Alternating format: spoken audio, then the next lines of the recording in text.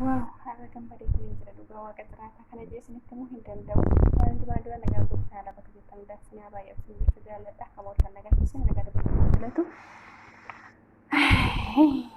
Na argitanii nama amantan yoo namni bishaan isinitti argisiise nama hin amantanii nani kanaaf baaduma isaa wajjin kan isin ilaaltan barbaadetanidha.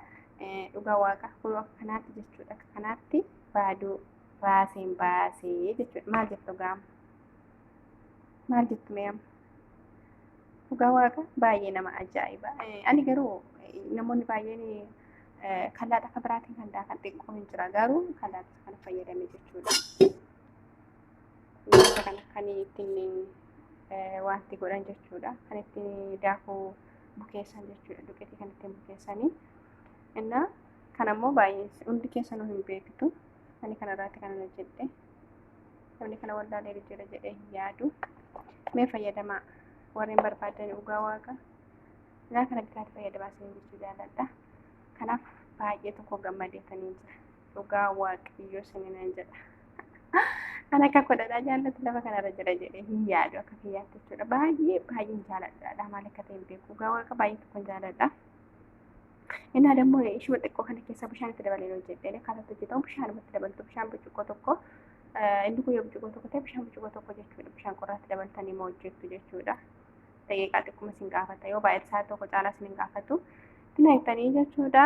Daaktanii isin baa jechuudha dhugaa waaqaa maashinii matti naqxanii akka biyya keenyaa kana irratti isanii rakkachaa ooltu otoo hin taane maashinii keessatti naqxanii barbaadne hojii keessan hojjechuu dandeessu ni raafame isinii qophaa'ee isin eegaa jechuudha. Ani garuu si'a lammaffaa hojjedhe har'a bichaa miti guyyaa duraallee akkasuma inni waraabne guyyaa duraa kan hojjedhee fi ilaaluudhaaf jechuudha. Garuu har'a kunoo isiniif waraabee jira. Itti fayyadamaa isiniin jedha warreen barbaadanii warreen mataa boonsi dhukkubuu warreen beekan jira mitiire. Nama dhedhaan baay'ee bareedaadha. Itti fayyadamaa waa baay'ee tolee jira isiniin jedha isinillee fayyadamaa laalaa.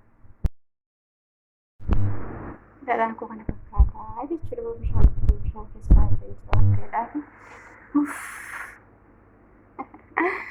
Kanatti tolee jiratu argitan dhugaa waaqaa hojjetadhaa warreen mataan si dhukkubullee mataa warreen qabdanillee si fayyada dhugaa bitaatiin. Innaa hojjetadhaa isiniin jedha baay'een isin jaalladha. Bilisa sirratti itiin mucaa jaalaa jalatti warreen argamtanii warreen argamtan laayikii godhaa sheerii godhaa. Komentillee gochuun dagattiin asiin jedha warreen hin jiraanne warreen sabiskiraayibinaa hin goone sabiskiraayibinaa warra wala jajjabeessuun hin cina haadhaa kun isiniin jedha uummata jaalala naa jiraadhaa isiniin jedha. Hin badinaa viidiyoo kameraatti immoo itti deebiin filannaa turaa isiniin jedha.